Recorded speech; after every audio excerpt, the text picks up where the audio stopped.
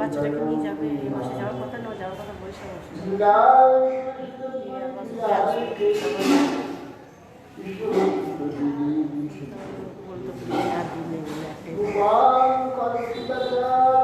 ফোনটা করছিল, তোমার আবার দেরি হয়ে যাবে, পাঠিয়ে ফোন করেছিলেন।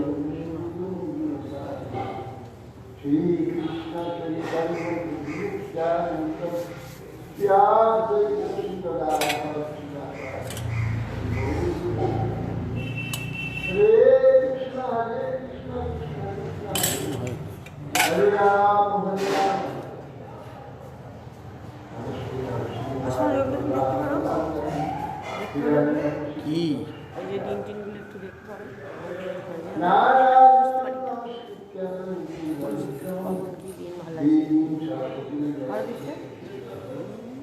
দেখে গুরু মাঝেই তো দেখে দেয়। সেটাই তো, এরকম বলেন এরকম হচ্ছে না কেন, এই লাইভটা হচ্ছে না। দিতে পারেন, লম্বা দিতে আরে হচ্ছে ফেসবুক লাইভটা গন্ডগোল। মোবাইলটা পাল্টাতে হবে। মোবাইলটা নয়, এমনি ফেসবুকটা ঠিক আছে, লাইভটা স্লো হয়। প্রথমেই বাড়িয়ে দিয়ে স্টার্ট করতে হবে, বন্ধ করে দিন দিয়ে আবার নতুন প্রথম থেকে বাড়ছে।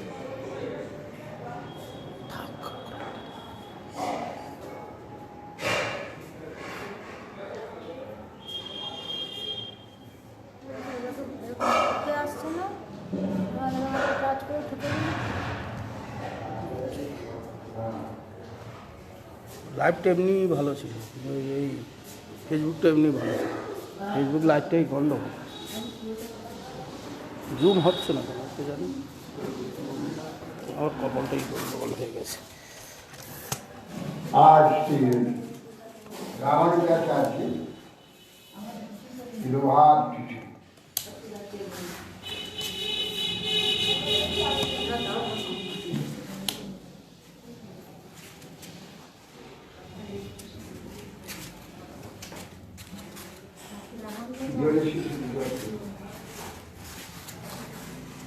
রামানুজাচার্য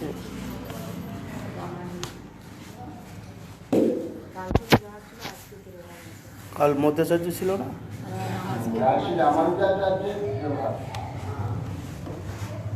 শ্রী রামানুজাচার্য বর্তমান চেন্নাই একটা স্টেশন আগে পেরেমবুদুর, জায়গাটার নাম, স্টেশনটার নাম পেরেমবুদুর। বধুর বধুর প্রেম বধুর, সেইখানে স্টেশন থেকে কুচবি দক্ষিণে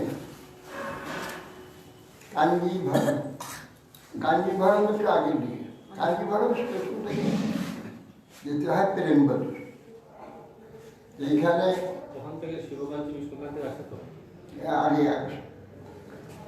আগে স্টেশন, আগে দিকে স্টেশন আছে কাঞ্জিভরম, বিষ্ণুকাঞ্চি, শিবকাঞ্চি, দুই কাঞ্চি আছে।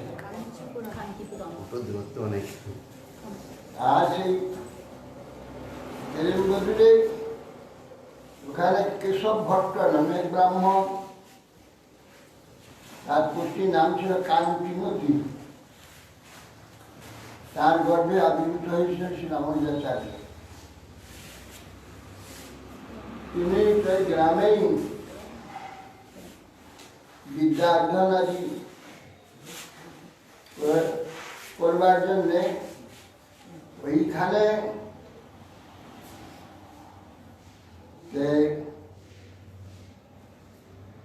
সেই কি নাম কি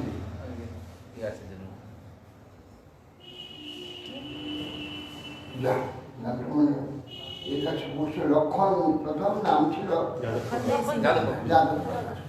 লক্ষণ দেশী, লক্ষণ দেশী নাম ছিল, রামানুজ নাম হয়নি, লক্ষণ ছিল না। তো ওই যাদব প্রকাশ মায়াবাদী শঙ্করপন্থী পণ্ডিত তার নিকটে গিয়ে পড়তেন। তো পড়তে বড় হতেই খুব ভগবানের প্রতি অত্যন্ত প্রিয়জন, বলা হয় যে সুদর্শনের অবতার এই রামানুজ লক্ষণ। যাদব প্রকাশের কাছে পড়তে পড়তে নানা বিষয়ে তর্ক লেগে যেত। একদিন পিঠে তেল মাখাচ্ছে, তেল মালিশ করছে, এমন সময় একটি ছাত্র জিজ্ঞাসা করছে, কাব্যাসম পুণ্ডরিকমেব অখিল, এই যে উপনিষদে বিষ্ণুর চক্ষু সম্বন্ধে বলা আছে, এইটার অর্থটা কি আপনি একটু ভালো করে বুঝিয়ে দেন। কাব্যাসম পুণ্ডরিকমেব অখিল, ওই যে কাব্যাসন, কপি আসন, কাব্যাসন, কপি মানে দাঁড়ানো, আস মানে পিছন দিকে, আচ্ছা লাল, কপি আসন, কাপ্যাসন, পুণ্ডরীকে এইরকম লাল পদ্মের মতো, কপির পাছার পিছন দেশটা যে লাল, এইরকম লাল পদ্মের নেয় বিষ্ণু চোখ, পুণ্ডরীকমেব অখিল। শুনেই না খুব দুঃখ হয়ে গেল, টপ টপ করে চোখে জল আসছে, পিঠে পড়েছে জল, ছ্যাক করে উঠছে, কি তাকে দিয়ে কাঁদছে, কাঁদছে না আপনার ওই বিষ্ণু ভগবানের নেতৃত্বে যে উপমাটা দিলেন, বানরের পিছন, আর উপমার নেই জগতে, আর কোনো উপমা নেই। বানরের পিছন দেশে লালের নেই, ওই রকম অরুণ বর্ণ বিষ্ণু নয়ন যুগ। এ কথা বললেন কেন? তো তোমার বিচার কি ব্যাখ্যা হয়? কপি আসন কাপ্যাসন, কম পিবতি ইতি কপি, কম জলকে যিনি পান করেন শুষে নেন তিনি সূর্য। আসন তৎপ্রকাশ, সূর্যমণ্ডলের যে অরুণ প্রকাশ, সেই প্রকাশের নেই বিষ্ণুর নয়ন যুগল, পুণ্ডরীকে সেই প্রকাশের নেই রক্তিম যে পদ্ম, তার পলাশের নেই, তার বাপির নেই আয়তন বিষ্ণুর ঠিক। ও তোমার টেনে টুনে ব্যাখ্যা, কিন্তু মনে মনে জানলো যে তো ঠিক ব্যাখ্যা বলেছি, আমার তো ঠিক আমরা মানা যাবে না, অধ্যাপক তাও গেল। এইভাবে বিভিন্ন পাঠ নেওয়ার সময় এইরকম সব তর্ক হতো। তাতে দেখলো যে ইয়ে আমার, হ্যাঁ তারপর ওই দেশের রাজা কন্যাকে ব্রহ্মদত্ত পেয়েছে, তাকে ছাড়াবার জন্য রাজার লোক এসে রামানুজকে কি বলে যাদব প্রকাশকে নিয়ে গেল। নিয়ে যেতে তখন হোম টোম করে জপ টপ করে আহুতি দিচ্ছে, এমন সে রাজকন্যা ঘরে বসে আছে, তাকে সেই দৈত্য ব্রহ্মদত্তকে আবিষ্ট হয়ে বলছে, কি আমাকে তাড়াতে এসেছিস? কি আমাকে তাড়াবি? তোর কিনে কোথায়? আমি কে জানিস? মহাযাজ্ঞিক ব্রহ্ম, বহু যজ্ঞে আমার পারদর্শিতা ছিল, আমি কিছু গ্রাহ্য করতাম না, উল্টো পাল্টো করে দিতাম, ভাবতাম আমি যা করবো তাই হবে। এইভাবে যজ্ঞের বিধি উল্টো পাল্টা করে দিয়েছিলাম, সেই পাপে আমার ব্রহ্মদৈত্য আমি, আমার এই যোগ্যতা। তোমার কি যোগ্যতা জানো? তুই একটা গো সাপ ছিলি পূর্বজন্মে, গো সাপ হয়ে একটা পুকুরের নিচে ছিলি, থাকবি সেটা। এক বৈষ্ণব প্রসাদ পেয়ে তার উচ্ছিষ্ট পাতাটা ওইখানে ফেলে দিচ্ছে, তুই ওখানে জীব দিয়ে বারবার এই কথাটাকে স্পর্শ করেছিস। বৈষ্ণব উচ্ছিষ্ট খাওয়ার ফলে তোর এই উত্তম ব্রাহ্মণ জন্ম মহাপণ্ডিত হয়েছে। বৈষ্ণব উচ্ছিষ্ট এইরকম ফল।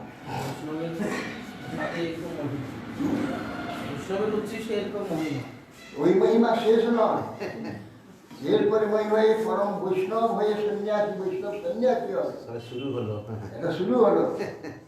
শেষ চরম হচ্ছে বৈষ্ণবের প্রসব উচ্ছিষ্টের ফল, শ্রেষ্ঠ বৈষ্ণব সন্ন্यासी हो। वो महाराज ब्रह्मदैत्य वो यादव प्रकाश को बोला ऐसा। ब्रह्मदैत्य राजकुमारी के राजकुमारी के आविष्ट হয়েছে, রাজকুমারী বলছে, ওই ব্রহ্মদত্ত বলছে আর কি, ব্রহ্মদত্ত বলছে। তো অতএব বৈষ্ণবের উচ্ছিষ্টের মহিমা, তুই আজ এত বড় পণ্ডিত হয়েছিস, তোর দ্বারা আমাকে জানাবার ক্ষমতা করছে। হ্যাঁ, ওই যে লক্ষণ আছে তোর ছাত্র, তোমার ছাত্রের লক্ষণ, ওর উচ্ছিষ্ট পদধৌত জল আমাকে খাই দাও, আমি ওর ব্রহ্মদত্ত থেকে মুক্ত হয়ে যাবো, রাজকন্যাকে ছুটি। আর যাদব প্রকাশ পরে বৈষ্ণব সন্ন্যাসী হবেন। হ্যাঁ, কার শিষ্য হবেন? সব নিতে পারবে অপরাধ। তারপরে সেই প্রচুর টাকা পয়সা, কাপড় চোপড়, নানা রকম ধন, সোনা সোনা অনেক দান করলো রাজা। সেই ব্রহ্মদত্ত মুক্ত হয়ে চলে গেল। রামানুজ চরণ ভয় সোনা উচ্ছিষ্ট খাই দিল। এরকম মুক্ত হয়ে যায়। আমাদের এখানে একবারই একটি নূতন বিবাহ হয়ে আসলো মাদ্রাসে, সে এক সন্ন্যাসী, ওকে পেয়েছিল। ও তো যার যজ্ঞ কত সব গুণিন্দি নিয়ে এসে কত কর্ম করেছে, কিছু হয়নি। তখন না করতে পারে তাকে জিজ্ঞাসা করলো যে বাবা আপনি কী করলে সন্তুষ্ট হবেন? আমার এই ছোট বউ খুব স্নেহের, বউকে কষ্ট দিচ্ছে কেন? সবাই যে বৈষ্ণব, শুদ্ধ বৈষ্ণবের সেবা করি, তাহলে আমি সন্তুষ্ট। শুদ্ধ বৈষ্ণব তাহলে আমাদের এখানে একজন এবার প্রতি বৃহস্পতিবার হরিনাম সংকীর্তন, তার কাছে গেল, সে যা স্টোর কিপার ছিল হসপিটাল, বর্ধমান হসপিটাল, কানুন বাবু। তাকে জিজ্ঞাসা, সে বললো দেখো আমাদের এখানে তো শুদ্ধ বৈষ্ণব নেই, আমরা বৃহস্পতিবার দিন আমরা সব কীর্তন করি হরিনাম। কে মাছ খায়, পেঁয়াজ খায়, কে চা খায়, পান খায়, বিড়ি খায়, গাঁজা খায়, মদ খায়, সব হরিনাম। আমাদের এখানে শুদ্ধ বৈষ্ণব নেই, সব মঠ আছে, মঠে যাও, মঠ শুদ্ধ বৈষ্ণব ওইখানে। গুরুহার কাছে এসেছিল, বললো আমরা বৈষ্ণব সেবা করবো না, কবে করছে আমাকে তো গুরুহার বলে, আচ্ছা তোমার ওই পাল মা আসছিল, বলছে যে বাড়িতে বৈষ্ণব সেবা করে। তারই এক ভাগ্নি এখানে থাকতো, এই পাশে ভবানী ঠাকুর বলি। সে আসে প্রতিদিন 3 বার আসতো, সকাল আসতো, দুপুর আসতো, সন্ধ্যায়। দুপুরে এসে আমি বলছি কি গো, আমি এত শ্রদ্ধা হয়ে গেলাম বৈষ্ণব সেবা করার জন্য। লোক জানো না কি কাণ্ড হয়েছে, আমার মানি ছোট বৌমা কি এক সন্ন্যাসী হয়েছে, সে সন্ন্যাসী কেবল ছাড়ছে না, বহু জপ সারা রাত ধরে করেছে, কিছু হয়। তারপরে তাকে জিজ্ঞাসা করেছে আপনি কিছু সত্য করবেন? সে বলছে শুদ্ধ বৈষ্ণব, সে করছিল বাবু সন্ন্যাসী, শুদ্ধ বৈষ্ণব সেবা করতে হবে, সেই জন্য বলছে। তারপরে গুরু মহারাজ বলে যাও, তুমি যাও। আর আমাদের আনন্দ ছিল, আমাদের গুরু ভাই বিহারী ব্রাহ্মণ, রাম ঠাকুর না রাধেশ্যাম, রাধেশ্যাম, এই রাধেশ্যামকে নিয়ে আমি গেলাম। ছ কেজি চালে পুষ্পান্ন, পটলে ভাজা, রসা ইত্যাদি এইসব করে আমি ভোট দিচ্ছি। আর সেই মেয়েটা দাঁড়িয়েছিল, হঠাৎ সেই সন্ন্যাসী শিখছে লাল হয়েছে, চোখ এরকম উঠছে। আমি বলছি বেটা তো এসে গেছি, এসে গেছে। ভোগারতি গাছ জন্য আমি ভোগ নিবেদন করলাম, ভোগারতি আরতি করলাম, করে তারপরে প্রসাদ সেবার ব্যবস্থা করে দিলাম, সব মঠের সব পুষ্টরা গেছিল আর সব পরিবেশন হলো, আমরা সব প্রসাদ দিলাম। তখন তার শাশুড়ি বৌমাকে নিয়ে এসে সকালে পাক থেকে একটু নিয়ে মুখে দিয়ে দিলাম, খাওয়া শেষে খাইয়ে দিলাম, খাইয়ে দিয়ে বাস নিশ্চিত হয়ে গেল। সেই যে গেল আজকে এই জন্যই বৈষ্ণবের উচ্ছিষ্ট খেলেই এসব উদ্ধার হয়ে যায়। আপনি বলেই গিয়েছিলেন, আমাকে বলে যেতাম। আমার খুব ভয় হয়েছিল, আমার ভয় হয়েছিল কি জানি বাবা, এখন শুদ্ধ বৈষ্ণব না অশুদ্ধ বৈষ্ণব কি আছে, যদি না সে ছাড়ে তখন এরা সব বলবে এরা শুদ্ধ বৈষ্ণব, বিপদ হয়ে যাবে, মহা মুশকিল হয়ে যাবে। যেতেই হবে, উপায় নেই। এইবার পরীক্ষার সময় এখন পরীক্ষার সময় পরীক্ষা দিতে হবে। আর এসব বৈষ্ণব এই ভূত এরা ঠিক সব জানতে পারবে না, এরা নিজেরা এ না হলে কি হবে, ওরা সব জানতে পারে। পরীক্ষায় পরীক্ষা হয়ে যা পরীক্ষায় নির্ভয় হলাম যে বাবা তারপরে যে ওদের ছেড়ে একবার ছেড়ে তো অতএব সেই জন্যে ওই রামানুজাচার্যের প্রশংসা হলো, তার মহিমা দেখলো, যে আরও বেশি হিংসা বেড়ে গেল, যে আমার তো কোনো মূল্যই দিল না, আমার দ্বারা তো কিছু হলো না। সেই ভূত বললো, সে দৈত্য বললো যে লক্ষণের কত দৈত্য যারা এটি যা সম্পদ সম্মান পেয়েছি তো রামানুজ এই লক্ষণের জন্য। তাতে বারবার লক্ষণের সঙ্গে ওই তর্ক হচ্ছে, সেই জন্য এই যে যুক্তি করলো শিষ্যদের সঙ্গে, লক্ষণকে মেরে ফেলতে হবে। আমরা চলো কৈরবিনী সঙ্গমে, কাবেরী সঙ্গমে স্নান করতে যাব, এই ছেলেকে নিয়ে গিয়ে জঙ্গলের মধ্যে মেরে ফেলতে হবে। এই বলে সবাই রওনা হয়ে গেল। তখন ওই যেখানে যুক্তিটা হচ্ছিল, এই ছেলেগুলোর মধ্যে লক্ষণের মাস্টার ভাই ছিল গোবিন্দ নাম, গোবিন্দ। সে কিন্তু সব শুনেছে, সে গোপনে বলে দিয়েছে, দেখো তোমাকে মেরে ফেলবার জন্য ব্যবস্থা হয়েছে, সাবধান, পালিয়ে যাও পালিয়ে যাও, আরে ওই মেরে ফেলবে তোমাকে বলে দিয়েছে। ও তখন শৌচাচারে যাচ্ছি বলে চলে গিয়ে বনের মধ্যে আর দৌড়, জলের জন্য সন্ধ্যা হয়ে অন্ধকার দিয়েছে, এমন সব চতুর্দিকে হরণ করছে, বাঘ ভালু এই সমস্ত দিয়েছে, মেরে ফেলে ভগবানের দেয়। এটা সব এই কিরাত আর কিরাতিনী, মানে সবরই আর সবর দাঁড়িয়ে আছে রাস্তা। এই কোথায় যাচ্ছিস? বলছে যে আমি যাবো পেরেমবদুর যাব। বলছে রাত হয়ে গেছে, গভীর জঙ্গল, কোথায় যাবি? বাঘ আছে, ঠিক আছে এই গাছের তলায় আমরা দুজন ঘুমাবো, আমাদের মাঝখানে তুই শুবি। বলে মাঝখানে শুয়ে ওই ধারে সবার সবার নিয়ে রাত্রে ঘুমাবো। খবর মানে এটা কি? ওখানে যারা এই সবার খবর। পাখি মাছ, এখানে বেশি খবর যায়। সবার যান ওরা ওই পাখি মারে, এই নোলা লাগিয়ে দিয়ে কিছু মেরে, কি দিয়ে মারে না? তৃতীয় মারে। তখন ভোরের বেলা আমার 4টার সময় সেই সবার স্ত্রীটি বলছে, আমার খুব পিপাসা পেয়েছে, এ বাবা তুমি একটু জল এনে দিতে পারবে?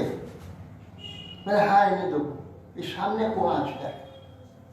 বলে গিয়ে দেখে হ্যাঁ সত্যি কুয়া, দক্ষিণ ভারতে কুয়া আছে, অনেক দূর থেকে সিঁড়ি করা হয়, এবার জল পর্যন্ত বড় বড় কুয়া, বড় বিশাল ইন্দারা। কি সুন্দর ইন্দারা। সে ওইখানে নেমে হেঁটে গিয়ে আর পাত্র কিছু অঞ্জলি করে জল নিয়ে বলছে না খাবে, হাঁ করলে খাই দিই। উনি লক্ষ্মী, সাক্ষাৎ লক্ষ্মী সবার স্ত্রীটি। বলছে আরও চাই বাবা, আর একবার নিয়ে এলো, খাইয়ে দিল, আরেক নিয়ে এসো। আবার দেখলে তো আলু হয়ে গেছে। দেখে তার গ্রামেরই শালকূপ, যে নাকি বর্ধরাজের জল যেখান থেকে আসে শালকূপ, সেইখানে তো বহু লোক এসেছে জল আনতে। তার পরিচয় হয়ে গেল, ওইখান থেকে ঘর চলে গেল। এবারে ঘরে চলে এসেছে। হ্যাঁ, যাই। বাবা কোথায় ওরা তো খোঁজ করে গেছে। আর সে তো গ্রামে এসে গেছে, সে তো কোন জঙ্গলই ছিল। কোথায় জন্ম? ভগবান নিয়ে এসছেন জানায়। সে জল আনতে যায় গ্রামে চলে এসেছে। আর কোথায় সে জঙ্গল, কোথায় খুঁজে পাবে বেড়াচ্ছে, সেখানে তো জঙ্গল নেই, সেখানে তো গ্রাম। আসলে আদৌ তো কিছু নয়, এটা একটা না, আর ভগবানের কিছুই তো নেই। নিদান। ঘরে চললে ওরা তখন এসে ওরা বলছে এই রামাট কোথায়, এই লক্ষণ কোথায় গেল, কোথায় গেল, কোথায় গেল, খোঁজো খোঁজো, তা সব খুঁজছে, কোথায় খুঁজে পাচ্ছে না। ঠিক হয়েছে, বলে বোধহয় বাঘে ওকে খেয়ে নিয়েছে। বলে ভালো, যা শত্রু পরে করে। হ্যাঁ, কিন্তু আমাকে পাপ করতে হইতো, যা আমাকে পাপ করতে হলো না, আমার কাটা উপড়ে গেল। এই আনন্দে ঘরে চলবে, সব যায়। এরপর একটা বিপদ হয়ে গেল, চলো আমরা সব ফিরে যাই, আর যা হবে না। গৌরীবিনী সঙ্গ নেয়, ফিরে এলেন। ফিরে এসে তো মাকে সংজ্ঞা দিতে হবে। আনন্দে এসেছে, মাকে বলছে, এসে বলছেন, দেখো কাঞ্চিমতি, এই তোমার পুত্রকে নিয়ে গেছিলাম জঙ্গলের মধ্যে, কোথায় কিছু হয়ে গেল, গিয়ে কোথাও খুঁজে আর পেলাম না। বলতে বলতে আমার লক্ষণ ঘর থেকে বেরিয়ে এসে বলে প্রণাম করলো। কি বাবা, আর তুমি কোথায় ছিলে? তোমাকে খুঁজে খুঁজে আমরা হায়রান হয়ে গেলে। তুমি কোথায় ছিলে? না, আমি তো রাস্তা হারিয়ে গেছিলাম, আমাকে সবর দম্পতি আমাকে এখানে পৌঁছে দিয়েছে। যা ভালো হয়েছে, ভালো, ভগবান রক্ষা করেছে, বদরাজ রক্ষা করেছে, হ্যাঁ, খুব প্রশংসা আছে। তুমি আবার যেও, পড়তে যাবে। তখন তো বারবার পড়তে গেলে তো এইসব তর্ক হচ্ছে, ঝামেলা হচ্ছে। না না, চলো এবার চলো, এই বলে দিয়েতে চলে গেলেন। আমি ভাবছি যে আর ওখানে আর যাচ্ছি না, আমি বরং চিন্তা করলাম সেই বড়দাদের মন্দিরে, তার নাম কি, কাঞ্চিপূর্ণ, কাঞ্চিপূর্ণ এক সূত্র, বড়দাদের মন্দিরে তাল পাতার বড় মাথা নিয়ে ওই ভোগের পরে যখন ওইখানে বসে ওইটা দিয়ে বড় পাখা দিয়ে হাওয়া বড়দাস, এইটার কাজ। সে কাঞ্চিপূর্ণ খুব শুদ্ধ বৈষ্ণব, শুদ্ধ বটে, শুদ্ধ বৈষ্ণব। কি করে না, বড়দা নিজে তার সঙ্গে কথা বলে। একদিন এক পূজারীর কি অসুবিধা হয়েছে, সে তখন বলছে, তুমি তো বড়দাদের সেবা করো, কাঞ্চিপূর্ণ এখন বড়দাকে জিজ্ঞাসা করে দিই আমার এইটা কি হবে। বলে আমি জিজ্ঞাসা করে কি বলবেন, আজ না তুমি তো সেবা করো, দেখো না।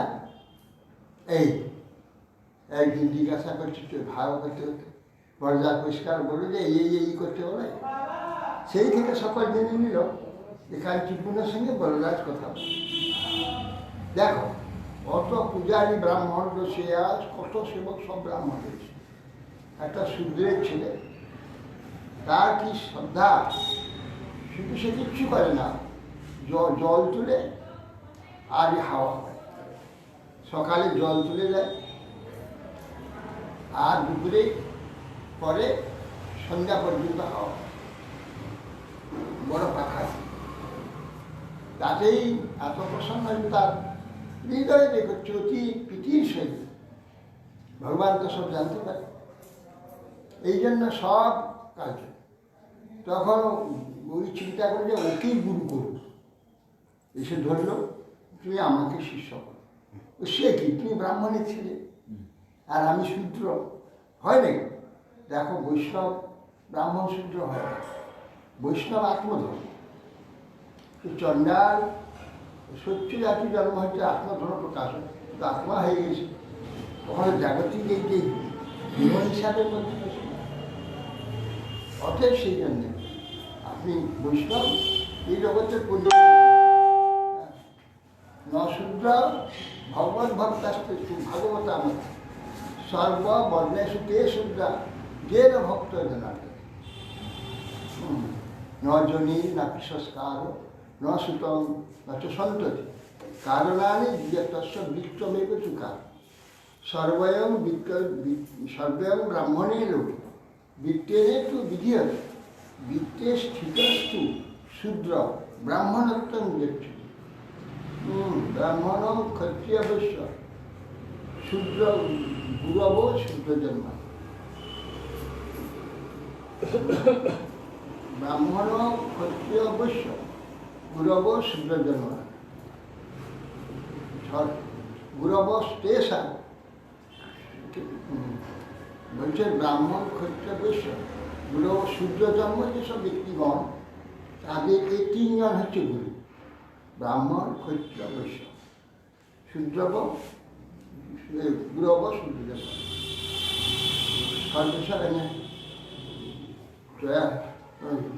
শূদ্রাস্তু গুরবস্তেষা শূদ্রাস্তু গুরবস্তেষা ত্রয়ানাং ভগবত প্রিয়া। মহাভারতের আর ওটা আগেরটা বললেন ন জনি নাপি সংস্কারও ন সুতম জন্ম নয়, ন জনি সংস্কার নয়, সুত মানে পাণ্ডিত্য নয়, ন জনি নাপি সংস্কার ন সুতম ন তো সন্ত যার সূত্র ছেলে পুত্র হয়ে জন্ম হলেও হবে। কারণানি দ্বিজস্ব দ্বিজত্বের হচ্ছে একটাও মহাভারতে কারণানি দ্বিজত্ব বৃত্তমে কারণ বৃত্তিটাই একমাত্র বর্ণের কারণ, জন্মটা নয়। বৃত্ত সর্ব এবং ব্রাহ্মণের লোকে সমস্ত ব্রাহ্মণ লোকে বৃত্তেনে তো বিধি হতে বৃত্তির দ্বারা ব্রাহ্মণত্ব বিধান। বৃত্তে স্থিতস্তু শূদ্র যদি ব্রাহ্মণ বৃত্তিতে শুদ্ধ থাকে যে ব্রাহ্মণেরই কাজ করে, হ্যাঁ সে শুদ্ধ ব্রাহ্মণত্ব নিবে, সে ব্রাহ্মণত্ব লাগবে। তারপরে বলছে ব্রাহ্মণ ক্ষত্রিয় বৈশ্য গুরবশুদ্ধ শুদ্ধ ধর্ম ব্যক্তিদের এই তিন জাতি হচ্ছে। বলছেন শুদ্ধাস্তু শুদ্ধগণ এই তিনজনের গুরু যদি এই শুদ্ধ ভগবত প্রিয় হয়, শুদ্ধ বৈষ্ণব হয়, তাহলে এই তিনজনের ব্রাহ্মণ ক্ষত্রিয় বৈশ্য তিনজনের গুরুই হবে। তাদের শ্রীমদ্ ভাগবত সপ্তম স্কন্ধের শেষ শ্লোকে যস্য জল লক্ষণং প্রত্যং পুংস বর্ণাদি ব্যঞ্জকম জল অন্বেষণাস্তি দৃশ্যেত তত্ত্বেনৈব বিনির্দিষ্ট। ওখানে ব্রাহ্মণ ক্ষত্রিয় বৈশ্য যে শেষের দিকে বর্ণাশ্রমে সব বিচার ওখানে পাঠ আছে সপ্তম আশ্রম। হ্যাঁ সব চার বর্ণ চার আশ্রম সব ওখানে আলোচনা আছে। শেষ শ্লোকে বলছে যস্য জল লক্ষণং প্রত্যং পুংস ব্যঞ্জন যার যে লক্ষণ বর্ণ অভিব্যঞ্জক বর্ণ প্রকাশক যে লক্ষণ বলা হয় এই অন্য বর্ণে দেখা যায় সেই লক্ষণ তো টেনেইব বিনির্দিশেত বিধিলিং প্রয়োগ করে বলছে সেইভাবে তাকে দেখবে। অত সব কথা বলছে যাই বলছে ঠিক কথা, সে শুদ্ধ যদি সেরকম শুদ্ধ বৈষ্ণব হয় তাহলে হচ্ছে আমি সেরকম বৈষ্ণব না, আমি তো কর্মার বৈষ্ণবতা কিছু নেই, আমি বল্লাকে জল তুলি আর হাওয়া এই আমার কাজ, অথচ আমি শিল্প বৈষ্ণব তোমাকে শিষ্য আমি করতে পারবো কিছুটা হলে না আর দিয়ে গেল। তারপরে তখন ভাবলো যে আচ্ছা এইগুলো উচ্ছিষ্ট খাই যাওয়া। তখন বলছেন যে কাঞ্চিপূর্ণ কালকে তুমি আমার গৃহের একটু প্রসাদ দিই, তোমাকে আমি একটু খাওয়াবো। ঠিক আছে, সব রান্না বান্না করে বসে আছে, বেলা 12টা হয়ে যাচ্ছে, আসছে কী ব্যাপার আসছে না কেন দেখি আমি মন্দির দিকে যাই, ও মন্দির দিকে গেছে, ও এসে রাস্তায় আড়ালে বসে আছে, ও বেরিয়ে গেলে ঘর থেকে সে গিয়ে কোনো খেয়ে পালিয়ে যাবে, পাতা পাতা নিয়ে পালাবে দেখেন আমার হচ্ছে খুঁজতে যাচ্ছে তবে সে হচ্ছে জামাম্মা, এর নাম হচ্ছে জামাম্মা স্ত্রী, ও স্ত্রীকে জামাম্মা আমাকে প্রসাদ খেয়ে বলেছিল রামন এই লক্ষণ তুমি আমাকে খেতে দেবে। তো মহা মুশকিল, সে তো ওরা পছন্দ করে না, যা হোক এসে না কী করে চাচ্ছি খেতে দিয়ে দিল। খেতে দিয়ে ওটা খেয়ে সব চেটে পুটে সব কিছু একটা অন্য রাখে দিয়ে সব পাতা নিয়ে মাছ পালিয়ে গেছে। খুঁজে দেখে যে না কাঞ্চিপুরে চলে গেছে, তখন ফিরে এসে যখন দেখে করছে যে সূর্য খেয়েছে আর আমরা সেইটা খেতে খাওয়ার পরে সবই তো তার উচ্ছিষ্ট হয়ে গেল, সব অন্ন তরকারি যা ছিল সব ফেলে দিয়ে বাসন মাজছে। এবার ফিরে এসে বলছে কি একটু বাসন মাজছো নাকি, ওই সূর্যটা আসছিল খেয়ে গেল, আর তারপরে আমরা খাবো নেই, আবার রান্না করবো তো খাওয়া। এইবার আমি সব ফেলে দিয়ে আমি বাসন মাজছি, ফেলে দিয়ে বাসন মাজছে আবার রান্না করে খাবো। হায় ভগবান, যার একটু উচ্ছিষ্ট খাওয়ার জন্য আমি এত চেষ্টা করছি, আর ইয়েটা সব সে খেয়ে গেছে, অবশিষ্ট অন্ন আজকে সব ফেলে দিয়ে বাসন মাজছে। এইভাবে অত্যাচার আরম্ভ হচ্ছে।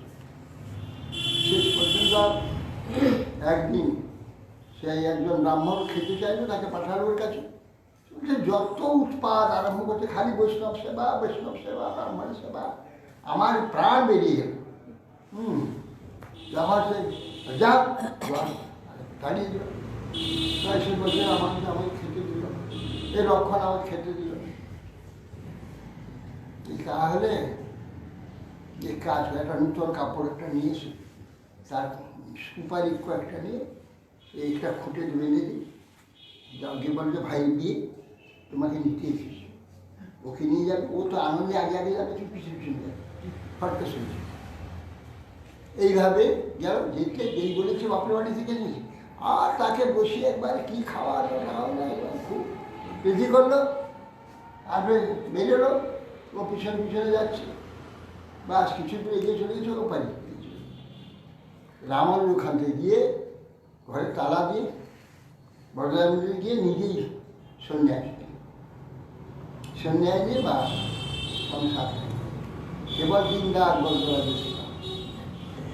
আর বললেন যে বরদরাজ কাঞ্চিপূর্ণ, তুমি তো বরদারেশ্বরা বরদার জিজ্ঞাসা আমার গুরু কে হবে, তাহলে তখন ছাড় জিজ্ঞাসা না, হ্যাঁ সন্ন্যাস এনেছে কিন্তু গুরু হয়নি।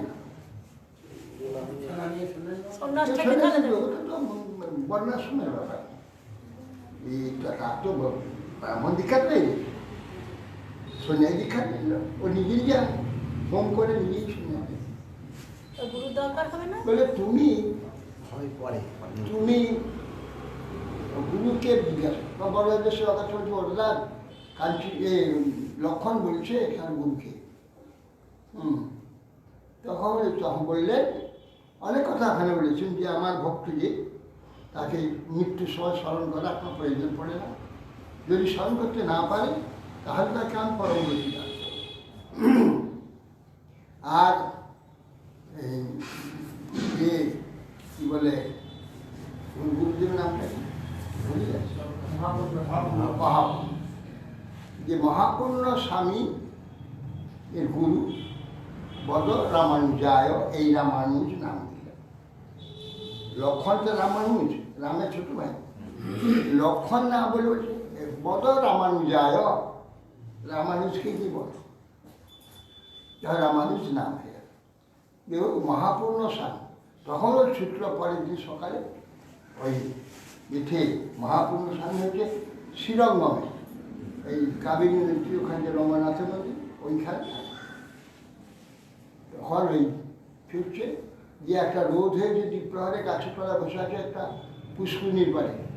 আমার সময় উনি আসুন, উনি আসুন দেখলেন, গিয়ে তো দেখে আর চিনতে পারেনি, তো দেখে ওরা আকর্ষণ হয়ে গেছে। উঠিকে প্রণাম করলেন, কি আপনি? আমি মহাপূর্ণ স্বামী, আমার নাম। না আমি রামানুজ। বলে আমি তো আসছি তোমার জন্য। বলে আমি তো যাচ্ছি আপনার জন্য, কেন রাত্রে রঙ্গনাথ আমাকে বলছি যাও, রামানুজ আসছে, এই লক্ষণ, হ্যাঁ রামানুজ আসছে, তাকে দীক্ষা দাও। এখানে বরদান বলেছেন, আবার ওখানে রঙ্গনাথ বলেছেন। বরদানকারী শ্রেষ্ঠ তিনি বরদরাজ। বরদরাজ বরদানকারী শ্রেষ্ঠ বরদরাজ, বরদরাজ বিষ্ণু। তাই জন্য মন্দির যখন বন্ধ থাকে, যখন স্বয়ং দেওয়া হয়, তখন মন্দিরকে বন্ধ করে দেওয়া হয়। এই যে হাওয়া করতো দক্ষিণাথের মন্দির তো বন্ধ হয় না, কোনো কোনো বন্ধ হয়।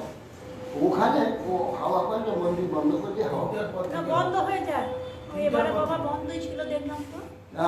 এই রামানুজ কাঞ্চিপনা হাওয়া করতো, এমনি হাওয়া তো কাঞ্চিপুরম ভিতরে থাকতো মন্দির। এই দিকে থাকে বাইরে থেকে হাওয়া হাওয়া। করে শিবক। তো আগে তো ইলেকট্রিক ছিল না, রাজা সরকার থাকতো তো শিবক ছিল না। রাজাকে হাওয়া করতে হতো না, রাজা ঘুমাতো, রানী ঘুমাতো, তার সেবক সেবিকার ভিতরে থাকতো না। সেবকে থাকে, সেবকের জন্য নেই। এই যে কাঞ্চিপুরম ভিতরে থাকতো, সে হাওয়া করতো। তখন সেই দীক্ষা ওখানে দিল, দীক্ষা দিয়ে না বলে তার তামিল বেদ পড়ার জন্য আমাকে তো পড়াতে হবে, এইসব জানতে হবে আমাকে, আপনি চলুন আমার গিয়ে থাকবেন। তো স্ত্রীকে নিয়ে ওখানে ও তখন ছিল, মানুষ তখন ছিল, পরে এই সন্ন্যাসটা পরে হয়েছে। যেন এরাই তো ওর বাড়িতে বাস করবে, সেখানে দুর্ব্যবহার করবে, তবে তো সন্ন্যাস। ওইখানে তামিল বেদ পড়ছিল, গুরুপত্নী আর গুরু ঠাকুর। একদিন ওই দুজনে জল তুলছে কুয়া থেকে, ঘোড়ায় গলায় করে কাছি বেঁধে দেওয়া হয়, যে ঘোড়া নামিয়ে দিয়ে ডুবিয়ে তুলতে হয়। ও এক পাশে তুলছে, ওর পাশে তুলছে, ওর তুলতে আর তখন সেই জামাম্মার কলসিতে ওর কলসির জল চুলকে গিয়ে পড়লো। কি আমি কুলিনের মেয়ে, তোমার কলসির জল আমার কলসিতে পড়লো, আমাকে আবার জল তুলতে হবে, দিয়ে জল তুলতে হবে, আবার সে ঘোড়া সব ওঠা তুলতে হবে, বাইরে ঢালতে হবে, আবার নামাতে হবে, আবার জল তুলতে হবে, কষ্ট কত। আর গুরুপত্নীকে গালাগাল। তখন তার গুরুপত্নী কাঁদতে কাঁদতে এসে তার মহাপুণ্য স্বামী বলছিল, দেখো কিরকম আমার যে বউ আমাকে গালাগাল, বলি তুমি কুলিনের মেয়ে নয়, আমি কুলিনের মেয়ে, আমার জলে তোমার জল পড়লো, সে জল আমি খাবো? এইসব বলি এখানে থাকা যেমন চল পালিয়ে রামন যখন এখানে পালিয়ে বাস স্বামী স্ত্রী পালিয়ে গেছি। রামন এসে বলছে কোথায়, গুরুদেব কোথায়? হ্যাঁ গুরুদেব কোথায়? এইসব জল জল আমার সাথে ফেললো, আমি বলবো না। তখন বলছি রে বাবা, স্ত্রীর সঙ্গে বাস করা যাবে না, সঙ্গে সঙ্গে রামানুজ ঘরে তালা দিয়ে আর ওই স্ত্রীকে একটা যে ব্রাহ্মণ সে বলেছে বাপের বাড়ি পাঠিয়ে দিয়ে বাস চলে গেল। চলে গিয়ে ওখানে তখন সন্ন্যাসী নিজেই সন্ন্যাসী ওখানে থাকলো। তারপরে ওই তো বারবার লোক আসছে রঙ্গমাতে, সেখানে যমুনাচার্য দেহ রেখেছেন, উনি গিয়ে তার কাছে দীক্ষা নেবেন। এই বলে এর আগে ব্যাপারটা আবার গিয়েছে, গিয়ে দেখেন যে বহু লোক কাবেরীর থেকে সঙ্গে জড়ো হয়েছে, যেটা কি যমুনাচার্য দেহ রেখেছে সন্ন্যাসী। তখন খুব দুঃখিত ইয়ে তখন দেখলে তার মহাপুরুষকে দর্শন করে যায়। তখন দর্শন করলে দেখে যে হাতটা 3টে আঙুল বন্ধ হয়ে আছে, এরকম হয়ে আছে। মৃত শরীরে তো এরকম হয় না, সেটা খুলে যাবে সব, নিশ্চয় কোনো আছে। তখন বলছে আচ্ছা আমি বেদান্তের ভাষ্যের একটি আমাদের কি ভাষ্যে না আমাদের একটা ভাষ্য করবার দ্বৈতবাদ, বিশিষ্টার দ্বৈতবাদ সম্বন্ধে একটা ভাষ্য করার ইচ্ছা ছিল যমুনাচার্য। আমি সেই ভাষ্যটা করবো বলে খুলে গেল একটা। আর দুটো পত্রিকা যে পরাশর ঋষির নামে কোনো এক নামকরণ করবো, এটা হল। আর একটা কি জানো পঞ্চরাত্রি মতে আমি সংস্কারের বিধান করি, পঞ্চরাত্রি বিধান। আর একটা তখন যে তাহলে এদের ছিলেন মহাপুরুষ, একেই উদ্দেশ্য করে রেখে গিয়েছে, তোমাকে যেতে দেবো না, তুমি এগুলো না। ভগবান এই রঙ্গনাথ নিষ্ঠুর, নিষ্ঠুর আমাকে এই মহাপুরুষের সাক্ষাৎ করতে দিল না, পথেই রঙ্গনাথ কাছে থাকবো না এই বলে পালিয়ে চলে এসে বরদরাজের সেবা করে এখানে থাকতো। বারবার লোক আসছে, ওখানে প্রথম পাঠন বন্ধ হয়ে গেছে। রঙ্গনাথের শ্রী বিগ্রহ আর বড়দাদের শ্রী বিগ্রহ বিগ্রহ অনন্ত এখন প্রতিষ্ঠান অনুযায়ী পৃথক পৃথক তো থাকে। তারপরে কি না আমি দুটো বিগ্রহ ঠিক মনে পড়ছে ওই তো ওই রঙ্গনাথ ওখানে বিরাট শুয়ে আছে, কালো রঙ্গনাথ শুয়ে আছে রঙ্গনাথ, আর বড়দার কিছু দাঁড়িয়ে আছে। বড়দাস কোথায় আছে? গুলিয়ে যায় পদ্মনাভের পদ্মনাভের মতন অনন্ত হ্যাঁ নারায়ণ। বুঝতে পেরেছি, হ্যাঁ।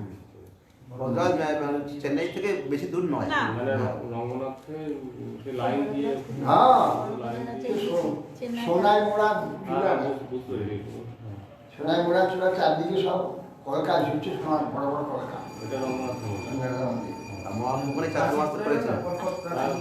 বুঝতে পেরেছি আর যেখানে সাতটা গ্রাম। রথ বেরিয়েছিল যেখানে কাবেরী নদীর পাশেই। তারপরে তখন সেখানে ওই যখন বারবার লোক আসছে, ওখানে পঠন পাঠন বন্ধ হয়ে গেছে, আসার জন্য তখন লোক আসতে কি বলছে না মিষ্টি ওই রঙ্গনাথের কাছে আমরা যাবো। তারপরে সকলে মিলে বলরঙ্গ বলে একজন ভালো গায়ক ছিল, তাকে বলে তুমি গান গিয়ে বড়দাকে সন্তুষ্ট করে দিয়ে এর রামায়ণকে নিয়ে আস। সেই বলরঙ্গ এলো, সকাল থেকে রাত 1টা থেকে আরম্ভ করে গান বরদরাজের মহিমা কীর্তন, সারাদিন কীর্তন করলো। সন্ধ্যা হলো, রাত্রি হলো, ওর ঘুম এসে তখন বলরাজ বলরঙ্গ যাও, সকালে তুমি রামায়ণকে নিয়ে শ্রীরঙ্গমে যাও। আবার রামায়ণ বলে রামায়ণ শ্রীরঙ্গম প্রভাতে চলে যায়, প্রভাতে রামায়ণ চলে যায়। এখানে আসার পরে সকলে আনন্দের হৃদয় হয়ে গেছে। এখন রামায়ণ পঠন পাঠন শাস্ত্র পাঠ শুরু করল, বহু লোক শিষ্য হতে লাগে। একদিন রথ তো বিশেষ বিশেষ তিথিতে রঙ্গনাথের যে বিজয় বিগ্রহ আছে পেট্রোলে, সেই বিগ্রহকে নিয়ে রথযাত্রা মন্দির 7টা গেট আছে, 7টা পাঁচিল আছে, 7 পাঁচিলের মধ্যে শ্রীরঙ্গনাথ আছে।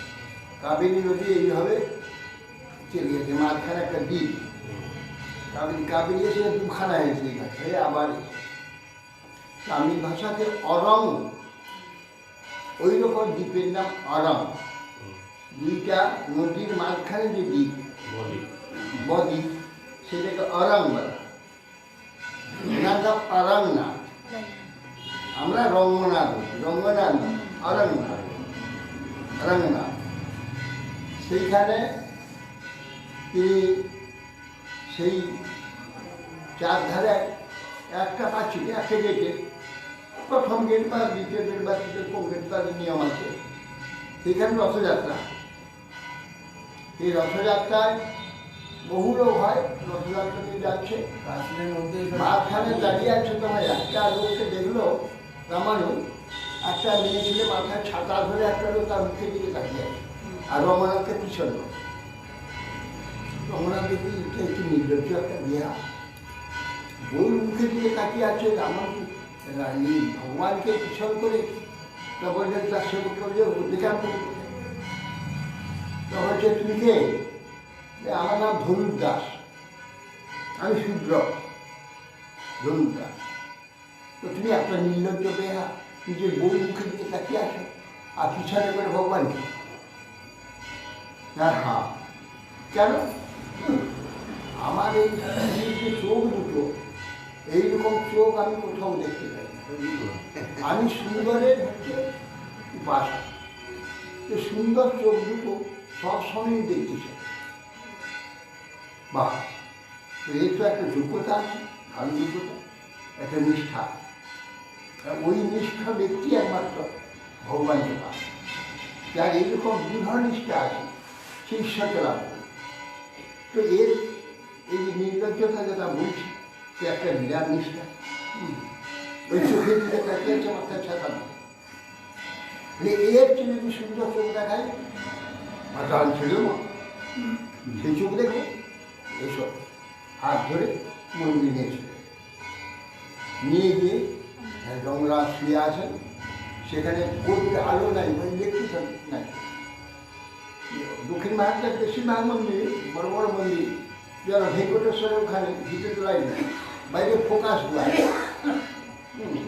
কেন ইলেকশন এসে ইলেকট্রিক, ওটা জগন্নাথ মন্দির ভিতরে বাইরে ফোকাস ভিতরে লাইন নেই। যার মন্দিরে যে কক্ষে যেটা নেই মণিকক্ষা, ওখানে কোনো ইলেকট্রিক নাই, পাখাও নেই, ওখানে বাইরে থেকে পাখা থাকে জগন্নাথ। তখন নিয়ে গিয়ে কর্পূর জেলে ওখানে দেখা, কর্পূর জ্বলবে, কর্পূরের কাছে কর্পূর জেলে করে দেখো দিয়ে চোখ তোমার যে ওই স্ত্রীর যে চোখ দেখো, এই চোখ চারটে শেষ করে তখন দেখি ভগবান কৃপা হয়েছে, হ্যাঁ এই চোখ সুন্দর, আমি এই চোখই দর্শন কি হইল। এইখানে রামমন্দির চরণে আশ্রয় নিল যে আপনি আমাকে আশ্রয় দান করুন, আমি নিরন্তর এই রঙ্গনাথের সেবা করবো আর এই চক্ষু দেখব। এই বলে তার সেবক এমন একনিষ্ঠ সেবক হয়ে গেল যে ব্রাহ্মণ সেবকরা সব আছে। কাবেরীতে স্নান করতে গেলে ব্রাহ্মণ সেবকরা সব বস্ত্র সব নিয়ে যাবে, কিন্তু এই ধনুর্দাস যাবে, ও বস্ত্র হ্যাঁ বস্ত্র ও নিয়ে যাবে, গিয়ে কাবেরীতে স্নান করতে নামবে, তখন ওই ধনুর্দাস ধরে ধরে নিয়ে কাবেরীতে নামাবে। কাবেরী স্রোত ভয়ানক, আমরা দেখাতে পারি না এইরকম স্রোত। সেইখানে ব্রাহ্মণ স্নান করবে, আবার তাকে হাত ধরে ধরে আসবেন, স্নান টান করে গাতে মিশবে, ওইটা সব কাপড় টাপড় নিয়ে শুকনো কাপড় পরে আসবে। প্রতিদিন এইরকম বিছানা করে দেবেন, শয়নে সব কিছু সেবাই করে। এবং ব্রাহ্মণ সেবকরা ভীষণকে বিরক্ত যে একটা শূদ্র তার সমস্ত সেবা নেবে, আর আমরা ব্রাহ্মণ, আমরা তার শিষ্য, আমাদের সেবা নেন না ওই জন্যে। তখন সে কথাবার্তা এসব হচ্ছে, বিরোধ চলছে, রামানু শুনেছে। তাই ধনুর্দাসের যে কি মহিমা সেটা জানাবার জন্য ওর সেবকদের মধ্যে একজন বলল যে দেখো, একজন সেবককে বলল এই যে সকলে বালিশের যে কোনটা কাছি কেটে দেবে, ওরাটা ছিঁড়ে দেবে, ওরাটা এ করবে, ওটা দেখো যে কী হয়। তারপর দিকে সব ঝগড়া আরম্ভ হয়ে গেছে, তুই কেটেছিস, তুই কেটেছিস, তুই এ করেছিস, এই না একবারে আলোড়ন, ঝগড়া সব চলছে। তারপরে একটি সেবককে নিয়ে কাজ কর, ধনুর্দাস রাত 10টা পর্যন্ত এখানে থাকে। তখন জামাম্বা একলা থাকে ঘরে।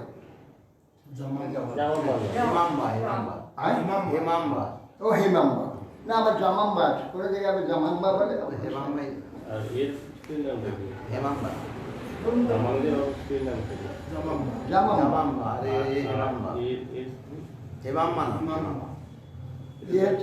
জামাম্বা, হেমাম্বা। তো সেই বলছে দেখো, ও তো ঘুমিয়ে আছে, ঈশ্বর তখন দেখে থাকলে ঘুমিয়ে আছে, তোমরা গিয়ে একটা কপাট খোলা আছে, কেন একটু আসো যাবে, এখানে কপাট খোলা থাকে, তোমরা গিয়ে ওর যে অলঙ্কার, গায়ে অলঙ্কার সব খুলে নিয়ে আসো। ওরা গেছে, গিয়ে দেখেন ঘুমিয়ে আছে, ওই ব্রাহ্মণ এই ধনুর্দাসের স্ত্রী ঘুমিয়ে আছে। ওরা সেই ব্রাহ্মণের যে সেবকরা গিয়ে ওই গলায় হাতের অলঙ্কার, হাতে অলঙ্কার সব খুলেছে।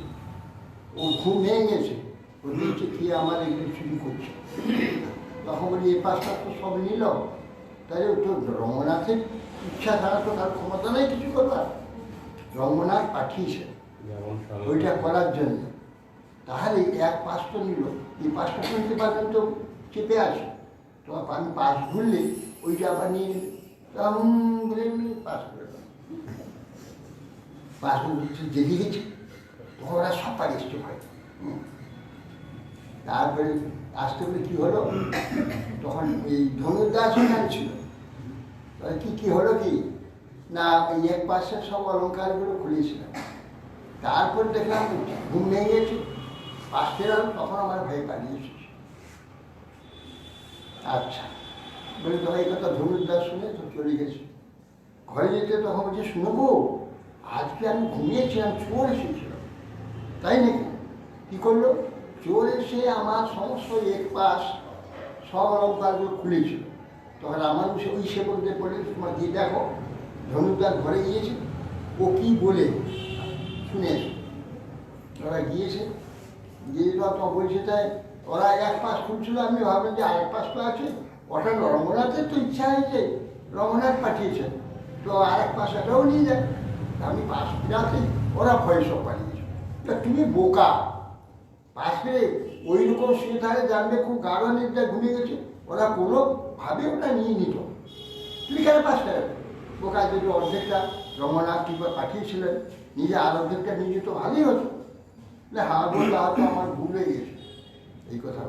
তো ওরা ফিরে গেল, ফিরে যেতে যখন কী বললো, না এইরকম যে ধনুর্দাসও কি দেখো সূর্য বলে তো কিনা করেছি, ওর হাত ধরে আমি নামি, ওর কি যোগ্যতা দেখো, ও ব্যাগে আবার উপদেশ দিচ্ছি কেন, ফিরে দেবো নিয়ে যেতে পারতো। রঙ্গনাথ পাঠিয়েছে, কীরকম রঙ্গনাথের কি নির্ভরতা, কীরকম রঙ্গনাথের কি বিশ্বাস। আর তোমাদের বিষয়ে তোমাদের কাপড় একটা কেটে দিয়েছে, একটা এ করে দিয়েছে, বালিশটা এর বালিশটা ওখান দিয়েছে, ওর বালিশটা এখান দিয়ে দিয়েছে, আর দুজনে ধর তুমি আমার বালিশটা নিয়ে নিয়েছো, তুমি আমার বালিশ নিয়ে নিয়েছো, এই দুজনে ঝগড়া হচ্ছে। সামান্য বিষয়ের জন্য তোমরা ঝগড়াঝাটি করো, ব্যাপার করো। আর একটা শূদ্র সে কত নিষ্ক্রিয়, হ্যাঁ কত নিষ্ক্রিয় সে দেখো। সে তার স্ত্রীকে বলছে, তুমি একটা এমন করলে কেন, তার সব লোকটা নিয়ে যেত। অতএব সেই জন্য ওই জন্মটার বড় অভিমান, অহংকার, তোমরা মত হয়েছে চামড়ার অহংকার। আর ধনুর্দাস যখন শূদ্র করে জন্ম হয়, তার বিষয়ে কীরকম নিষ্ক্রিয়তা, তার আমাকে নিষ্ঠা, এই ভগবানের যে নিষ্ঠা দেখো। সে স্ত্রীকে, সেই স্ত্রীকে ছেড়ে দিয়ে সে সারাদিন এখানে সেবা করে, রাত্রি যায় 10টার সময়, সারাদিন আমার সেবাতে দিন দেওয়ার তৎপর হয়ে গেছে। সে রঙ্গনাথের সেবা ছাড়া, রঙ্গনাথ ছাড়া কিছু না। অতএব সেই জন্যে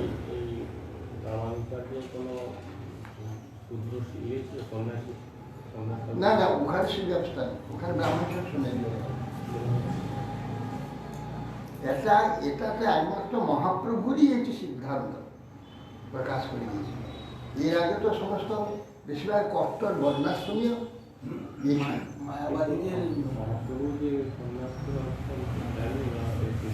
মহাপ্রভুর যে সিদ্ধান্ত, এটা একটা যুগান্তরকারী সিদ্ধান্ত, যা নাকি কট্টর বর্ণাশ্রমী যে বিধান, যে আমাদের ভারতবর্ষে রয়েছে বৈদিক বিধান, সে বিধানের বাইরে কেউ কিচ্ছু কিন্তু যাবে না, তখন সেটা ছিল না। সেই জন্য এটা করবে না। সন্ন্যাসের ব্রাহ্মণ, কৈত্র, বৈশ্য 3 জাতি সন্ন্যাস নিতে পারে, শুদ্ধ সন্ন্যাস হবে না। এটা তো অন্য কোনো প্রদেশেও নেই, না কোনো সম্প্রদায়ের মধ্যেও নেই। না, এটা মহাপ্রভুরই এখানে সন্ন্যাস দেননি, যদিও মহাপ্রভু এখানে এই যে আত্ম যে বিচারটা, আত্মার যে বিচার, দেহকে বাদ দিয়ে আত্মবিচারটা, যে আত্মধর্মের কথা, শুদ্ধ আত্মধর্মের কথা, এ কথাটা একমাত্র মহাপ্রভু। বাইরে কোথাও যেতেন, হ্যাঁ, আর তিনি একমাত্র তার যে মহাপ্রভুর যে পলিসি, সেই পলিসি অন্য কারোর ছিল কেউ জানত না। মহাপ্রভু তিনি যদ্যপি সেই আচণ্ডা, সেই গলিত পুষ্প গোটা গাছ গলিত, তাকে ধরে বুকে জড়িয়ে ফেলছে, গোটা গায়ে সে গলিত পুষ্প রস মহাপ্রভু গোটা গায়ে, আর তার সুন্দর সোনার নেয় শরীর করে দিলেন। শরীরটা একবারে কোথায় গলিত পুষ্প কিচ্ছু নেই, একবারে সুন্দর শরীর। এইরকম কার্য মহাপ্রভু করছে। আচণ্ডা সবাইকে পক্ষে ধারণ করছে, যাকে সন্ন্যাসী, ব্রাহ্মণ সন্ন্যাসী ছুঁবার অধিকার নেই। এই যে মহাপ্রভু আত্মদর্শন, এই আত্মদর্শনের বিচারের উপরে সমস্ত কিছু করেছে, কিন্তু ব্রাহ্মণের ছাড়া অন্য কারো হাতে কি খান। কেন না, মহাপ্রভু যদি কোনো ব্রাহ্মণ ইতর কোনো শিল্পীর হাতে গ্রহণ করতেন, তাহলে ওর পিছনে লেগেছিল সব কট্টরের স্মার্ত ব্রাহ্মণরা, তারপরে যে ওই যে নিমাই, ওটা তো মাত্রা ত্যাক্তান্তর হয়ে গেছে, ত্যাক্তপতিত হয়েছে। ও সূর্যের হাতে সত্যি যাদের হাতে খেত, ওর কথা শুনতে হবে না, ও তো পাগল। হ্যাঁ, বউটা মরে গেল, তাহলে পাগল হয়ে গেছে, সেই জন্য আবার বিবাহ করবে। যাকে এই কথা বলবে যে বউটা মরে গেল, মাথাটা খারাপ হয়ে গেল, সত্যি হাতে খেয়ে বেড়াচ্ছে, ওর কথা শুনতে হবে না, এইগুলো ওরা নিন্দা করছে। সেই জন্যে উনি এক ব্রাহ্মণের ব্রাহ্মণ, আবার সব ব্রাহ্মণের হাত পেত না, বৈষ্ণব ব্রাহ্মণ যদি হয় তার হাতে বলে তার গ্রহণ করলে তার বৈষ্ণব জানিয়ে, বৈষ্ণব জেনে সে ব্রাহ্মণের হাতে গ্রহণ করে, এটাই করেছে। এই কারণে আর চলে যাবেন সংসার থেকে, জানেন লক্ষ্মীপ্রিয়া মরে যাওয়ার পর বিষ্ণুপ্রিয়াকে ব্যবহার করার দরকার ছিল না। কেন করলেন? ওই তখন যদি চলে যেতেন তার লোকে বলতো আরে বউটা মরে গেল, মাথাটা খারাপ হয়ে গেল, সেই জন্য সংসার ত্যাগ করে চলে, ওর কথা শুনতে হবে, মাথা খারাপ। সেই জন্য রূপসী সুন্দরী ষোড়শী স্ত্রীকে ঘরে রেখে বিবাহ করে কাহা কৃষ্ণ প্রাণনা দুজন নন্দন করে চলে যায়। লোকে এই কথা আর বলতে পারবেন যে বউ যে শোকে বা মাথা খারাপ হয়ে গেছে, সুন্দরী স্ত্রীকে বিবাহ করে ঘরে রেখে দিল।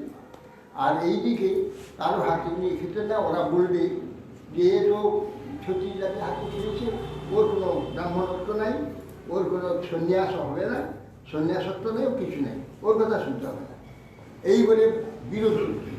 মহাপ্রভু সব রাস্তাকে বন্ধ করে দিই। নিত্যানন্দ প্রভু এই ইয়ে উদাহরণ দত্ত ঠাকুর, তিনি স্বর্ণবণিক, স্বর্ণবণিক আবার পতিত, কেন সোনা চুরি করেছে বলে এই জন্য এদের পতিত বলা। সাধারণ ব্যক্তি স্বর্ণবণিকের হাতে খাবে না, তাহলে জলও খাবে না, এরকম ছিল আগে। সোনরিয়া, সোনরিয়া বলতে একজন সোনরিয়া ব্রাহ্মণ, তার সঙ্গে তার বাড়িতে কেউ কোনো ব্রাহ্মণ খায় না বা জলও খায় না। সোনরিয়া ব্রাহ্মণ যে মথুরায় ছিল, তাকে মহাপ্রভু তাকে তার মাধবেন্দ্র পরিবারের শিষ্য, সে প্রণাম করে তার পদধূলি নিয়েছিল। মহাপ্রভু বলে আমাকে তুমি ছিল না বাবা, আমি তো সোনরিয়া, আমার ঘরে তুমি আবার রান্না করে খাও, আমি সোনরিয়া, আমি ব্রাহ্মণ ঘরে গিয়ে সোনরিয়া ব্রাহ্মণ, কারণ স্বর্ণবণিকের পুরোহিত তাদের যোজন করে, তাদের হাতে কেউ খায় না সোনরিয়া, আমাদের হাতে কেউ আমাদের জল কষ্ট করে না, তুমি আমার হাতে কাম করে মাধবেন্দ্র পরিবার তোমার হাতে খেয়ে গেছে। বলে হ্যাঁ, তাহলে আমি আমার যে গুরু পরম্পরায় যারা গ্রহণ করছে আমি গ্রহণ করবো না, ওনার হাতে রান্না করে মহাপ্রভু খেয়েছে। অতএব সেই জন্যে মহাপ্রভুর যে আচরণ, তিনি আত্মধর্মের কথা সর্বত্র প্রকাশ করেছে। তারপরে সন্ন্যাস পরবর্তীকালে এই যে যারা বৈরাগী হলো, তখন সন্ন্যাস এখানে মহাপ্রভু সেটা এখানে তো সন্ন্যাসী তো চলে গেলেন, বুঝলে। এইসব অঞ্চলে বিশেষভাগ মহাপ্রভুর সঙ্গে যারা ছিলেন তারা বৈরাগ্য অবলম্বন করলেন। বৈরাগ্য হচ্ছে কৌপিন বহির্বাস, মানে অভাব সংকোচের জন্যে সন্ধ্যা এরা বৈরাগী কোথায় যাবে, অত ভালো কাপড় চোপড় পরবে, কোথায় ভালো ভালো কাপড় পরবে, এই জন্য একটা কৌপিন পরে বলে জন্য সামনে একটা ঢাকা দিত বহির্বাস দিয়ে তারা ভজন করছে মাটি বহির্বাস। কোনো সন্ধ্যা কোনো সংস্কার আছে যে নাকি মাঝে বর্ণাশ্রমের সংস্কার আছে, সংস্কার এসব কিছু নেই, তারা ওই বৈরাগী, বেশি গৃহস্থ বৈরাগী, আর সাদা কাপড় গৃহস্থ বৈরাগী। আর ত্যাগী হলে সংসার ত্যাগী সংস্কার নিলে লাল কাপড় নিতে হবে, এটা হচ্ছে অগ্নিবেশ। আগুনেতে পূর্বাশ্রমে তার যে ভাব বা অভিমান পুড়ে ছাই করে, তার প্রতীক হচ্ছে এই গৌরী বেশ। তাহলে গৌরী বেশ নিয়ে ত্যাগী হওয়া যায়, এরা বৈরাগী বেশ হয়েছে সব। প্রভুপাদ দেখলো এইসব বৈরাগীরা নষ্ট হয়ে গেছে, গৃহস্থের সঙ্গে এক সমান হয়ে যাচ্ছে, এদের কোনো বাধা বাধ্যকতার কিছু নেই। অতএব এ দেশটাতে তো ব্যবচার হচ্ছে, আর দেখলে যে ব্যবচার হচ্ছে, বেশিরভাগ গৃহস্থরা বৈষ্ণব হয়ে তারা ঘরে বাস করে একধারে একখানা ঘর করে নেয়, নিয়ে বৈরাগী কৌপিন নিয়ে পড়ে সেখানে থাকে, আর শিষ্য টিষ্য করে, বড় মহাত্মা হয়ে যায়। এইরকম সব ছিল, ঘরে থাকতো, স্ত্রী আছে, কিন্তু ওই আলাদা একটা ঘরে থাকতো, বৈরাগী বেশি নিয়ে ঘরে থাকতো, তবু আবার তিথে তিথে ঘুরে বেড়াতো, এরপর নিয়ম ছিল না। প্রভুপাদ দেখলে তো ব্যবচার, অর্থাৎ সেই জন্যে এদের এই গৌরী বেশ দিয়ে সংসারী থেকে আলাদা করে দিত। তা না হলে প্রভুপাদটা বৈজ্ঞানিক চিন্তা আলাদা করতে দিতে তার সন্ন্যাস দিতে দিতে সংস্কার নিতে হবে, বিনা সংস্কারে এই গৌরী বেশ নেওয়া যাবে না। সংস্কার দিতে গেলে ব্রহ্মচারী কিংবা সন্ন্যাস দিতে হবে। তো ব্রহ্মচারী সন্ন্যাসী সংস্কার দিতে গেলে তার উপরে সংস্কার দিতে হবে, তা না হয় সংস্কারের অধিকার নেই। সন্ন্যাসও হবে না, ব্রাহ্মণ ছাড়া সন্ন্যাসী হতে পারবে না, ব্রাহ্মণ ছাড়া ব্রহ্মচারী হতে পারবে না। ব্রাহ্মণ না হলে ব্রহ্মচারী হবে কি? তখন তাকে 1 বছর যেমন পরীক্ষা করা হয় অনেক দিন, যে এই ব্রাহ্মণের যে আমাদের যেসব বিধানগুলো, যে কার্যগুলো মেনে নিচ্ছে, যদি বিরোধ করে তাকে তাড়িয়ে দেবে।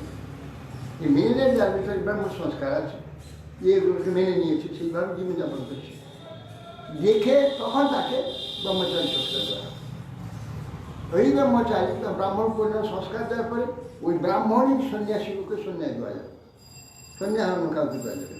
সেই জন্যে ওই সন্ন্যাসী ব্যবসার জন্য যে লাল কাপড় পরে বৈদিক বেশ করে গৃহস্থ থেকে আলাদা করে দিয়ে তাকে শুদ্ধভাবে ভজন করবার জন্য প্রভুপাদের বৈজ্ঞানিক চিন্তাধারা, বৈজ্ঞানিক বিশ্লেষণের দ্বারা হয়েছে। যাত্রাটা প্রভুপাদ ভগবানের প্রেরিত সংস্থা, এরা যা করবে সেটাই হচ্ছে ভগবানের করা। ভগবানের একদিন বর্তমান যা অবস্থা সমাজে, ভগবানের এই প্রেরণা থেকে প্রভুপাদ সেইভাবে আসলে যে আগে কেউ ছিল না। এখন ব্যাপার হচ্ছে পূজা আদি করতে যাবে, পূজা করতে গেলে অর্চন করতে গেলে ব্রাহ্মণ ছাড়া অর্চন করা যাবে না। শূদ্রের অর্চন নয়, সেবা আছে, শূদ্র সেবা করতে হবে। ব্রাহ্মণের অর্চন, অর্চন আরতি ঘন্টা হয়েছে, যে আরতি করবে অর্চন করবে, তো ব্রাহ্মণ কে করতে পারবে না। যদি উপন্যাসটা যে বাবাজিরা করে একটা অবৈধ একটা সেবা করো, পূজা করো, ভোগ দাও, সব কিছু করো, কিন্তু অর্চন করতে পারবে না। অর্চন আদি করতে গেলে ব্রাহ্মণ ছাড়া হবে, ব্রাহ্মণ সংস্কার, উপন্যাস সংস্কার ছাড়া অর্চন করতে পারবে না। সেই জন্যে উপন্যাস সংস্কার, উপাদেবের বিচারধারা অর্চন একদম হ্যাঁ সব। এমনকি যারা এখন অর্চন করে, যারা ব্রাহ্মণ পুরোহিতরা, তারা বহু অবৈধ করে। প্রভুপাদ সেই সব অবৈধ আদি দেখে বৈধভাবে শুদ্ধভাবে যাতে নাকি ভগবত পূজা হয়, অর্চনা শিখে। এটা আমার নিজের কে না না, একটা গৃহস্থ করতে ঘরে গৃহস্থই ছিলেন না, স্ত্রী ত্যাগ করে নেই, স্ত্রী মানুষ গিয়েছিল।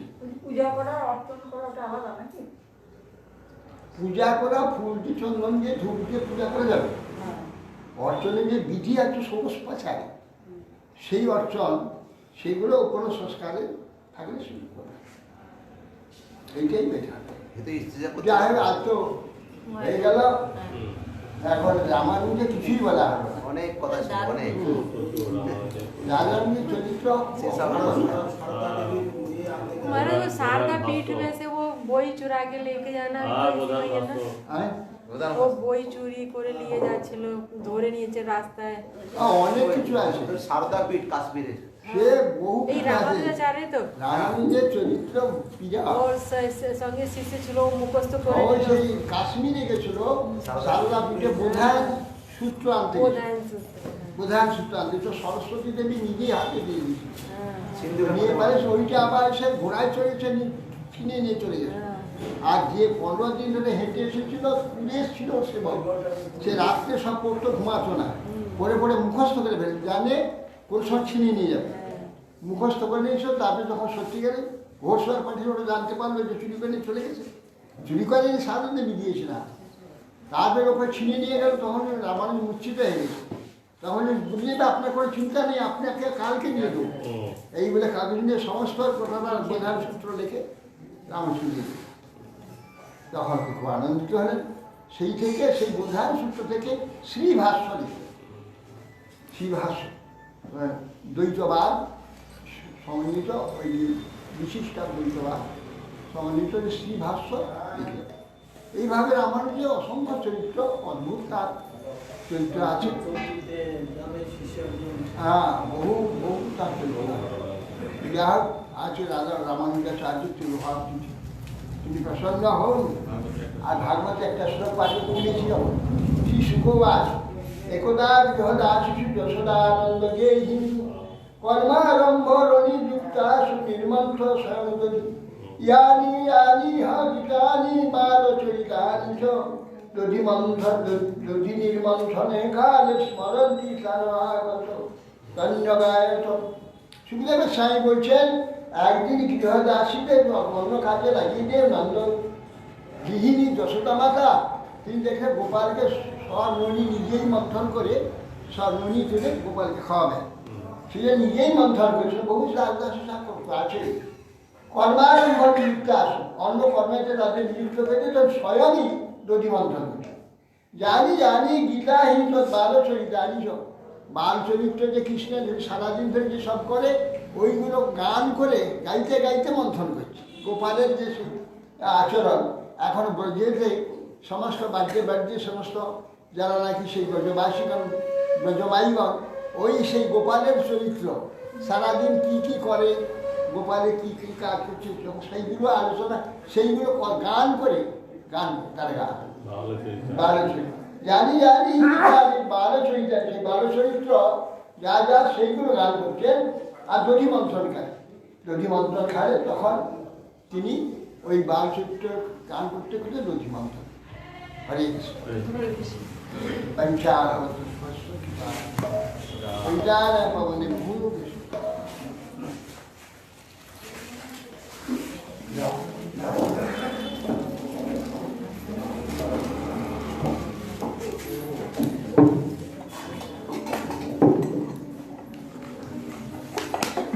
হরি হরি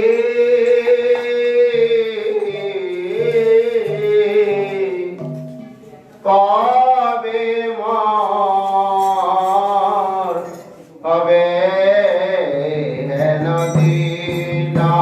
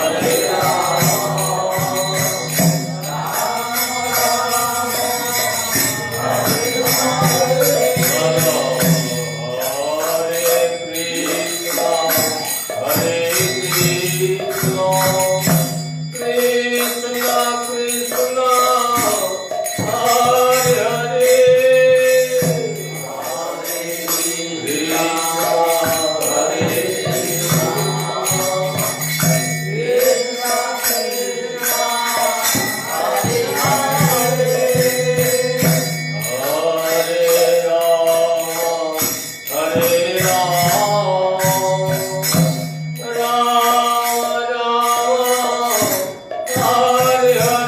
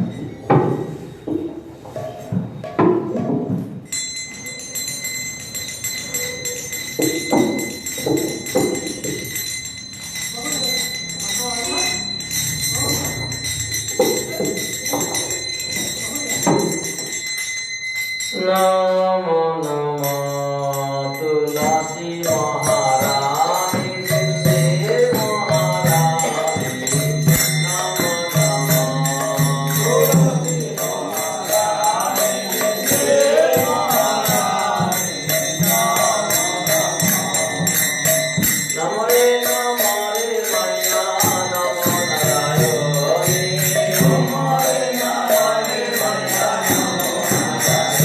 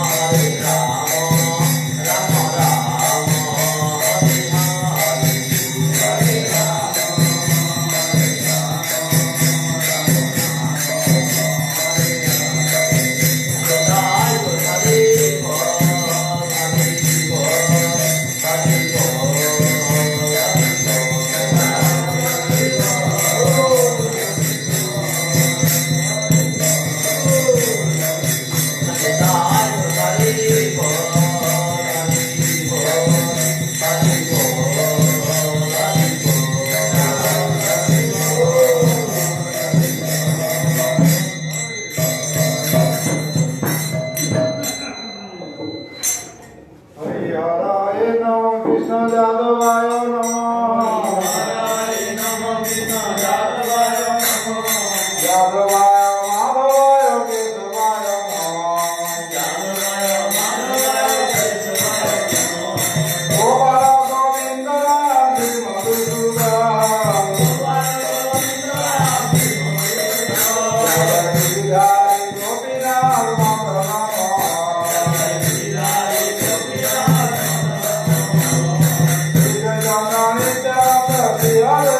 Krishna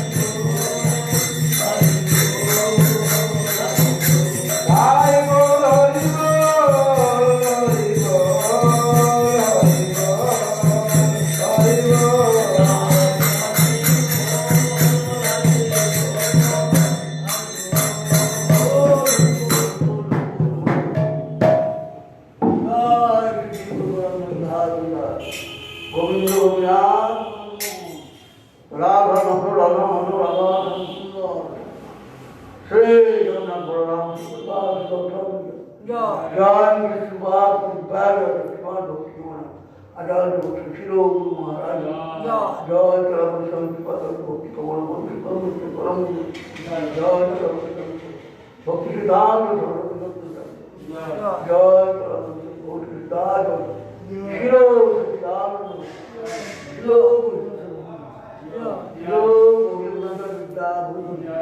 জয় শিল কৃষ্ণরাজ জয় শ্রী অন্তম শিবা জয় শিল কৃষ্ণরাজ জয় রামাজয় শিল জয় রূপচন্দ্র কুমার জয় শিল সর্বম শিল রায় জয় শ্রী গদাধর শিবাচার্য চার ভাবিয়া চার সম্প্রদায় জয় রামাচার্য মহারাজের চিরবালতি বড় মহাচরণ মহারাজ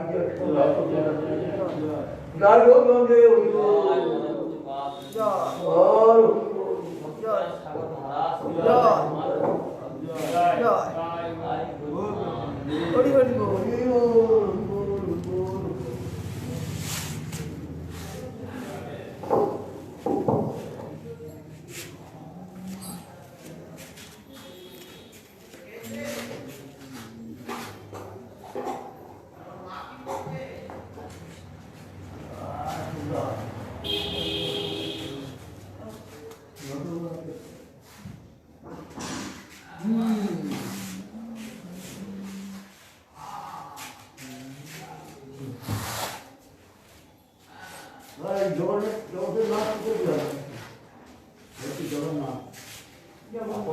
জগন্নাথ জগতের নাথ